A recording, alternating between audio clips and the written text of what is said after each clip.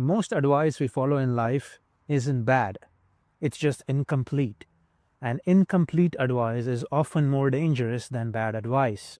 This is episode 1 of a mini walk and talk series about cognitive biases.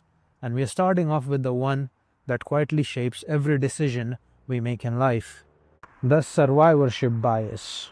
Survivorship bias is a simple idea. We look at people who succeeded and assume that their path is the reason why they succeeded.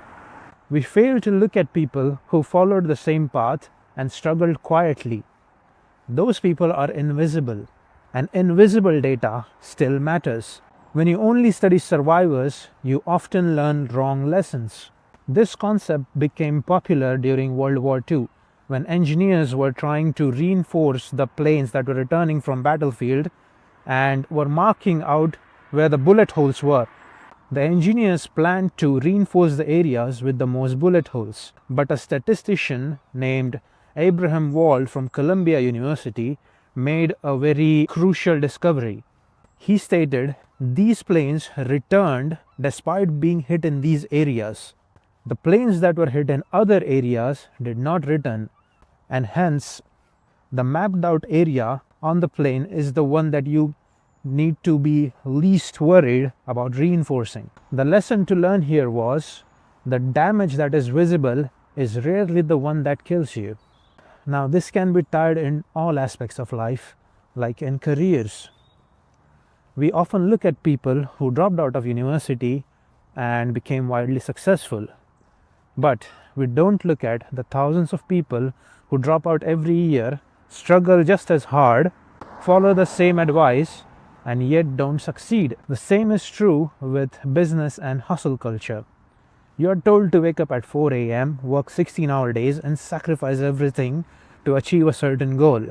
Survivorship bias hides the people who did all this and their health, relationship, and finances collapsed under the same strategy. So simply to say, people copy the risks but not a full distribution of outcomes. Visibility doesn't mean validity.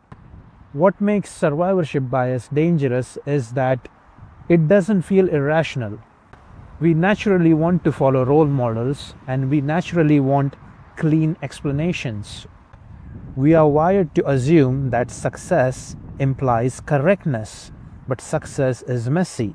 It is a mix of skill, luck, timing, and circumstances you'll never fully see. When failure disappears from view, confidence becomes misplaced. Survivorship bias pushes us to copy outcomes instead of understanding systems.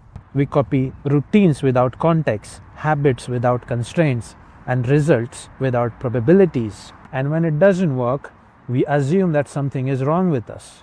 In reality, we are operating with missing information. The absence of failure stories doesn't mean a strategy works. It means the failure is quiet. So here's a quick filter that you can use before following anyone's advice. You have to ask who copied the same advice and didn't succeed. You should ask yourself, am I following the outcome or do I understand the system? And most importantly, what were the circumstances in this person's life that made this system work? Because it might not be the same for you. Survivorship bias explains why even bad ideas appear to be good. But that's only the first problem. Even when failure is visible, we often ignore it.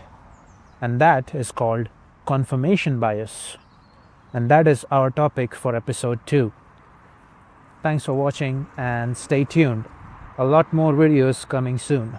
By the way, I'm gonna pick quieter areas for the next episodes to walk and make these videos.